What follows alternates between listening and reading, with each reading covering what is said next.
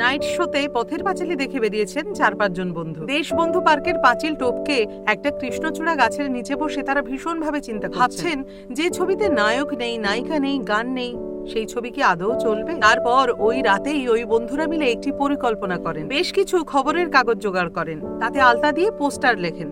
ঠিক তার পরের দিন সকালে দেশবন্ধু পার্কের গেট থেকে প্রায় 10-12 জনের একটি মিছিল বের হয়। তাতে কোনো স্লোগান নেই, কোনো চিৎকার নেই, শুধু প্রত্যেকের হাতে ওই খবরের কাগজ দিয়ে তৈরি করা পোস্টার।